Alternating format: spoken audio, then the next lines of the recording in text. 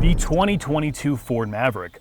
Ford has listened to the market and built a small utilitarian pickup truck that is affordable. It has a 4.5-foot bed and 4 doors. This truck starts at under $20,000.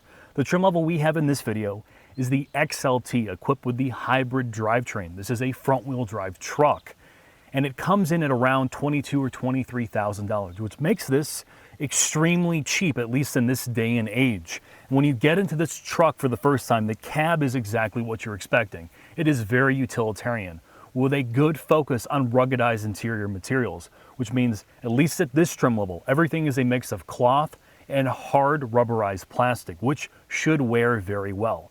When it comes to the interior storage, they've done a good job. The door cards are fairly open, which means you can fit large bottles or even a set of tools in them if you needed to. The center armrest is very open, which means you can stuff bags in it.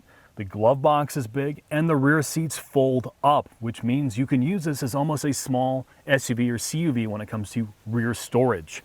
The rear seats in this truck are a little bit tight, but they're far from being entirely uncomfortable. The front seats, though, are pretty average. They're not bad. You can sit nice and low, which means you have good visibility out of this thing due to the enormous amount of glass, and there's good headroom for taller drivers. The ergonomics of the cabin when it comes to the control structure, it's pretty traditional. You have physical controls that are fairly chunky and can be used when you're wearing gloves, and the Ford Sync infotainment system works pretty well. It's nothing mind-blowing by any means, but it's relatively fast-acting, and the backup camera works pretty well. The gauge cluster in this vehicle is very traditional, which is good, and the steering wheel mounted controls do a good job to allow you to navigate through its single digital display quite well. The last thing I'm going to bring up is the bed. The bed is on the smaller side, being below 5 foot in length, but there are good tie-down points. The only real con I have with this cabin is the dash material. It is this high gloss matte texture, and due to that, it reflects sunlight directly into your eyeballs, which is honestly something they can address in the future, but it is hyper annoying. So with all that said, let's head into the shop and talk about the engineering that went into this product. Mark, we're finally underneath the truck. A real pickup truck. Yeah, named after your personality type, because you're a real Maverick. I've been a Maverick in the bedroom for almost 60 years now, Jack. Give or take. So, why would you choose this? What is it? It looks like, to me, a knockoff Honda Ridgeline. Well, it's much cheaper than the Ridgeline, Mark, and this is based on a very premium platform known as the C2. This C2 architecture has been modified, but it's similar to the Ford Escape, the Ford Focus, the Bronco Sport, and now this puppy. But it has been elongated to give you the utility that you need from an affordable product that people can get and use every single day. And to me, this is a breath of fresh air. Yes, there is not exotic materials and tons of money spilled into this. But for one, it looks way better than the Ridgeline. It doesn't look weird. Nobody's going to think it's some truck monstrosity that they can contort it into it. And it doesn't feel like a throwaway product. When you look at the underneath, it is basic, right? Yeah. Strut front, some aluminum in the front for the control arms, and the back is a torsion beam. Of course, when you do a rear end like that and you're having a bed, that's the best packaging exercise for that, to lower the load floor of the bed and make it usable. But everything else in here looks like, from the middle part at least, looks like what you see on the other C2 platforms. This does have the ability to go on-demand all-wheel drive in the turbocharged variant, correct? Yes. So you have 2 motors for this car. You have the 2.5 hybrid that's in this car, which is a front-wheel drive only option, and it is attached to a CVT. Or you can go to the 2-liter EcoBoost motor, which has an 8-speed automatic, which is optionally all-wheel drive. You can get the 2-liter as a front-wheel drive with the traditional gearbox, and then you can option in the on-demand all-wheel drive system. So you're going to choose the hybrid if you need ultimate fuel economy, and if you need utility with the all-wheel drive system, which probably some people are going to choose, you go directly to that. And, you know, they're going to feel very similar in terms of driving experience, but we're going to cover the Maverick with the 4-popper and all-wheel drive in the near future. But let's get this on the road, Jack. All right.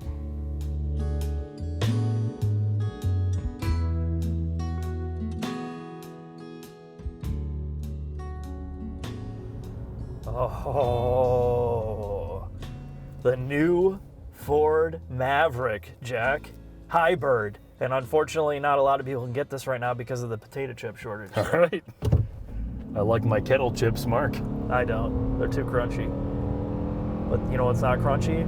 That's CVT, because we don't have gears. Look, all I ever wanted was a 4-cylinder CVT pickup truck, and thank God Ford built me one. Hey, it's not even body on frame. What are we going to do with this, Jack, besides go flat out? Oh, You can't even tell how fast you're going. This thing is just off the wall. And, Mark, you get efficiency. What's that? Well, 39 miles per gallon? yeah. Wow. This thing's amazing. Okay, I'll take it. All right.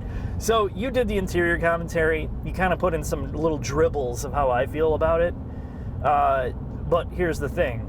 We're all whited out on the cameras.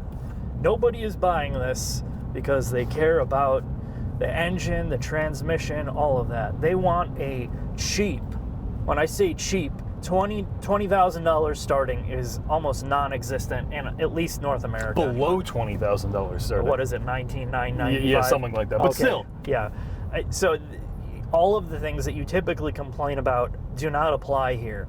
What matters is, does it feel like a total piece of shit for $20,000? I don't think it does. I do not think this feels like a total piece of shit. It feels utilitarian. It feels something that, you can clearly tell this is a cheap product, but it doesn't feel like a turd because the cabin is quiet. It is quiet. I feel mostly like there's some interesting interior design, and yes, it's cheap, don't get me wrong, but at least they put some effort into the way that it looks and feels. Rubberized coatings. There's just a level of sophistication that you get here, Jack. And I don't have to worry about spinning this thing out because the hybrid... And because there's no V8, my prostate doesn't get enlarged, Mark. So, personally, yes. You know how much I hate the other truck that they did, the Ranger, the last generation Ranger. It feels like a half-hearted effort, whereas I would much rather have this, drive this around every day, save the money, and it's going to do many things that a mid-sized truck will do if you're not planning on off-roading it. Or towing a lot, and that's the fine print. We talked about it in the shop. You don't get a particularly huge bed. This is 4.5 feet, but that's large enough to fit a pallet. Most people aren't hauling boats all the time, yeah. So it's fine in that regards. And if you are the man or woman who's looking to buy a cheap truck that they're going to use for like basic carpentry, or if you're like a Napa parts driver or something along those lines. Yeah, this is like that cheap work truck. Fleet work truck, delivery truck, pest control, mite control, my essential oils. Yes. So I'm pretty impressed with this, Jag. Oh wow, yeah. Stability control's not defeatable, but guess what? Brakes are good. I've always wanted to die in a 4-cylinder truck. The entire drivetrain is totally normal. There's Yes. nothing weird about it. Yes, it's a CVT, but it's smooth, it's quiet.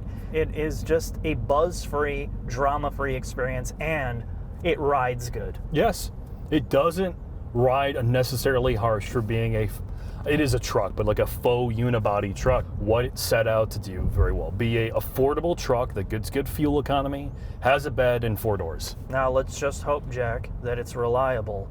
And with that said, let's head into the final thoughts, buddy. All right.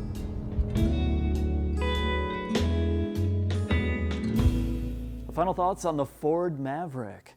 We didn't go into insane detail because there's more trim levels to cover, but the biggest takeaway is obviously this. Everything is so friggin' expensive. When you see F-150s above $70,000, mid-sized trucks in the 50s, you wonder, how the hell am I going to afford something just basic? If I don't want to make a huge investment, or if I'm a fleet company, I don't want to be buried in, debt for all these trucks that cost so much money. And that's what this is attempting to do. I realize it is not body on frame. It's not kind of that real truck. You're not going to do any serious towing. But if you need a smaller bed and you need some usability, the Maverick does a great job. The other thing it does good is its ride quality is excellent, as it should be for a unibody truck, which is basically an SUV underneath. And its handling's good, it's super quiet, and the technology works pretty good. The interior feels like it was creative. Yes, it's cheap. It's tons of hard plastics. It looks very kind of like basic, but the aesthetic pieces that they've done to kind of tart it up doesn't make it feel like you're just driving around a cardboard box. And that's what Ford did here. And much like the F-150, I feel like even though this is a lower tiered product, it doesn't feel like such a B-team effort. And that's why I like it a lot. Good to drive, rides good, everything is functional, and it gets great fuel economy with the hybrid option. So, with the trim levels, you got to think about what you want and what you really need. But we're going to come back to you more with more technical detail as we talk to some of the engineers in future videos. Thanks for watching.